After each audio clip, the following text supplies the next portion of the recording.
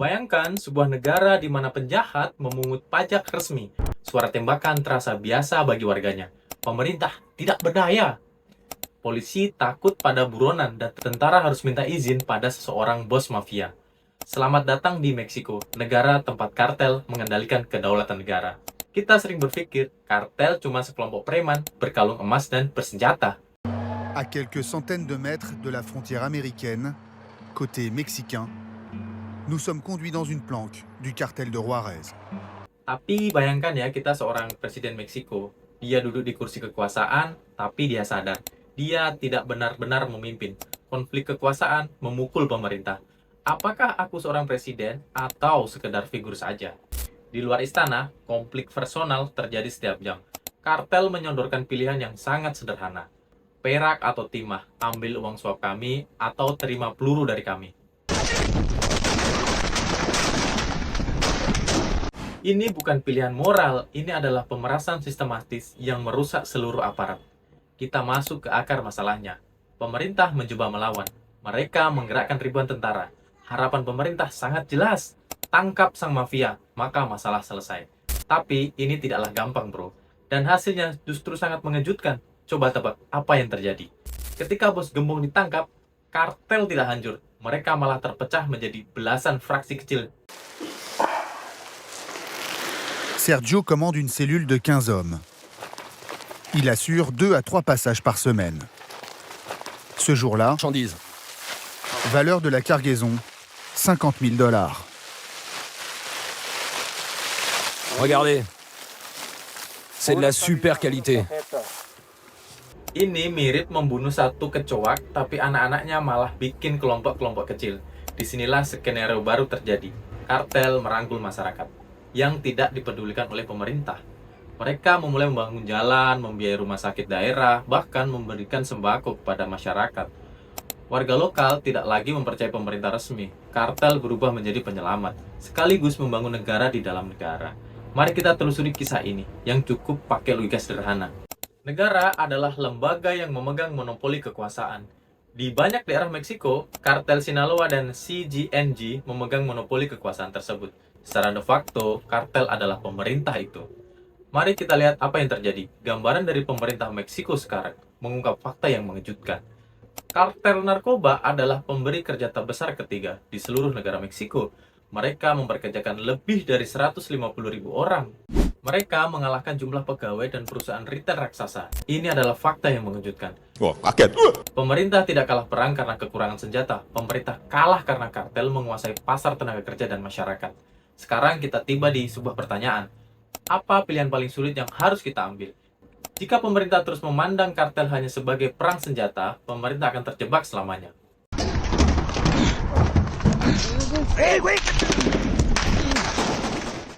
Pemerintah harus mengubah cara pandang. Kartel adalah masalah ekonomi dan kegagalan fungsi sosial. Bayangkan sebuah masa depan di mana pemuda Meksiko tidak lagi melihat senjata sebagai satu-satunya tangga karir. Pertanyaannya bukan lagi kapan tentara bisa menang, tapi pertanyaannya adalah kapan negara bisa hadir memberi piring nasi yang nyata. Pada tanggal 17 Oktober 2019, tentara Meksiko menangkap putra El Capo, Ovidio Guzman Lopez. Pasukan keamanan Meksiko langsung digempur habis-habisan oleh loyalis kartel menggunakan senjata berat. Mereka membakar kendaraan, menyandera tentara, mereka juga mengancam warga sipil, serta juga keluarga tentara selama beberapa jam. Sebelum akhirnya seluruh kota Sulisan berubah menjadi neraka.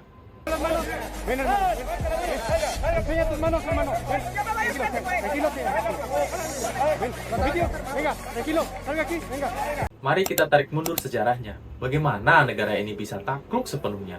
Tahun 2006, Presiden Felipe Calderón mendeklarasikan perang melawan narkoba. Dia mengirim puluhan ribu pasukan militer ke jalan. Harapan pemerintah sangat keren, hancurkan kartel sampai ke akar. Tapi tidak sesuai harapan, dan hasil yang terjadi malah fatal. Ketika konflik meledak, militerisme tidak menghentikan narkoba, melainkan memicu perang saudara. Dampak mengerikannya ibarat memukul nyamuk di atas kaca. Nyamuknya terbang, kacanya pecah berkeping-keping. Selama perang kartel, banyak oknum polisi, oknum tentara, bahkan oknum pejabat Meksiko menjual senjata kepada kartel. Entah itu karena disuap atau ancaman dari kartel itu sendiri. Di wilayah Coudet Yures, banyak pemuda miskin karena minimnya lapangan kerja. Para pemuda pemukiman kumuh dipaksa menghadapi pilihan kejam: mati miskin sebagai korban yang terlupakan atau mati kaya sebagai anggota kartel. Puncak paling mengerikannya di kota Siloasan 2019. Pasukan khusus mengepung rumah Guzman Lopez.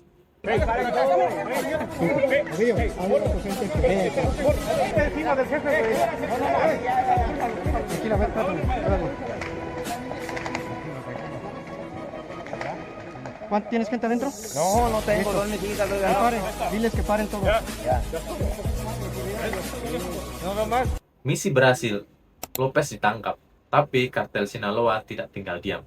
Dalam hitungan menit, mereka mengamuk brutal. Violence swept through Mexico's Culiacan city on Thursday, on fire, and passengers on a commercial flight diving for cover as gunshots rang out at the Minister Luis Sandoval said Guzman was transferred to Mexico City by plane. Ratusan anggota kartel mengepung pasukan pemerintah. Mereka membawa senapan mesin kaliber 50 mm.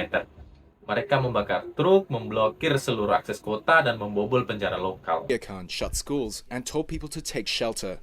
He was briefly detained in 2019, but at the time hundreds of cartel henchmen overwhelmed security forces in pitched street battles in Culiacan.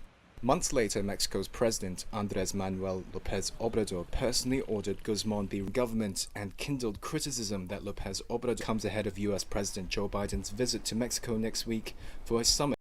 Kartel menyandera keluarga para prajurit tentara di kompleks perumahan. Ini sangat di luar rencana, serta sangat menakutkan. Pemerintah diburu sama kartel. Pemerintah Meksiko terdesak. Dia harus membuat pilihan kritis, melanjutkan operasi dan mengorbankan ratusan nyawa sipil, atau membebaskan sang gembong yang mengakui kekalahan negara. Presiden memilih mengalah. Ovidio Guzman dibebaskan hari itu juga. Mari kita bedah bersama dengan logika yang paling sederhana. Kedaulatan negara terdiri atas kemampuan melindungi warganya dari ancaman. Negara mengalah pada ancaman kartel demi menghindari pertumpahan darah massal. Kedaulatan negara telah runtuh di wilayah itu. Sungguh di luar dugaan. Data dari Inside Crime mengungkap fakta yang mengejutkan. Sejak perang narkoba dimulai, angka pembunuhan di Meksiko melonjak hingga 300 jiwa. Lebih dari 100.000 orang dinyatakan hilang tanpa jejak. Menangkap kepala gembong justru menciptakan ratusan gelombang kecil yang jauh lebih ganas dan tak terkontrol. Tragedi Siloasan membuktikan satu hal mendasar.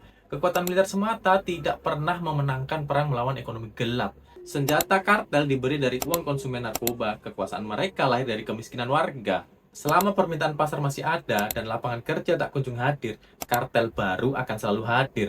Sekarang mari kita renungkan. Jika sebuah negara kalah karena gagal menyejahterakan rakyatnya, siapa sebenarnya yang bertanggung jawab atas kehancuran ini? Pemerintahnya kah? Kartelnya kah? Coba kalian jawab di kolom komentar ya. Ini adalah pertanyaan saya. Apakah Meksiko akan lenyap dan berubah menjadi negara kartel? Dan jawabannya, Meksiko masih ada, dia tidak lenyap. Tapi bentuk negara ini sudah berubah selamanya. Mengapa kartel tidak pernah langsung menyerang istana presiden? Karena mereka tidak butuh menggulingkan pemerintah yang sah. Disinilah kejadian itu dibentuk dan berubah menjadi sangat unik. Kartel butuh pemerintah resmi tetap berdiri tegak. Untuk apa? Untuk mengurus paspor, membuat jalan tol, dan stempel dokumen legal. Ini konflik internal di Meksiko. Para pejabat di Meksiko, mereka berpura-pura mengendalikan negara. Padahal hanya mengelola formalitas saja, yang bikin pilu dan mengkhawatirkan antara wali kota jujur dan pengusaha lokal. Wali kota ingin menegakkan hukum, tapi pengusaha lokal membayar pajak keamanan pada kartel. Pemerintah Meksiko mencoba strategi baru yang lebih humanis. Harapan mereka sangat indah, hentikan kekerasan militer, fokus menyalurkan bantuan sosial. Dan harapan tidak sesuai yang dibayangkan oleh pemerintah. Hasilnya kejahatan makin melonjak dan meroket. Saat militer menarik diri, kartel tidak menjadi lembut, mereka justru memperluas bisnis. Kartel tidak lagi cuma berjualan kokain atau fentanyl. Mereka mencaplok industri alpukat, menguasai tambang besi, hingga bisnis air bersih.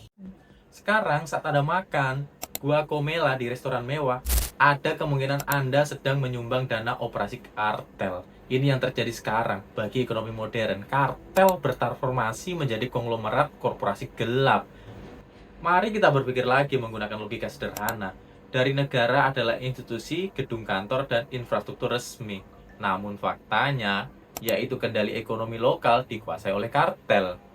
Mari kita hitung-hitung lagi dengan analisis sederhana. Organisasi yang menguasai ekspor dan arus kas terbesar akan menentukan stabilitas negara. Bank Sentral Meksiko mencatat uang kiriman pekerja mencapai 60 miliar dolar US. Dan studi finansial menemukan sebagian besar uang tersebut digunakan untuk pencucian uang kartel. Kartel adalah penopang utama likuiditas ekonomi Meksiko saat ini. Inilah momen yang paling mengejutkan. Negara tidak akan lenyap karena kartel membutuhkan negara sebagai penutup kegiatan bisnis mereka. Lantas bagaimana Meksiko bisa bangkit dan menang? Kemenangan tidak akan hadir dari kekerasan militer. Kemenangan akan hadir ketika jalur uang haram disumbat di bank-bank internasional. Kemenangan terjadi saat negara memberikan kepastian hukum dan keadilan bagi warganya. Rakyat Meksiko tidak butuh pahlawan super bersenjata. Mereka hanya butuh negara yang berfungsi dengan jujur. Sekarang bayangkan jika negara kita membiarkan korupsi kecil meretas sistem hukum sedikit demi sedikit. Akankah kita bernasib sama? Bagaimana menurut pendapat kalian? Apakah hukum masih bisa menang ketika dikuasai oleh kartel bermodal? Tulislah pemikiran terbaik Anda di kolom komentar di bawah ini. Jangan lupa subscribe dan sampai jumpa di video berikutnya. Bye-bye.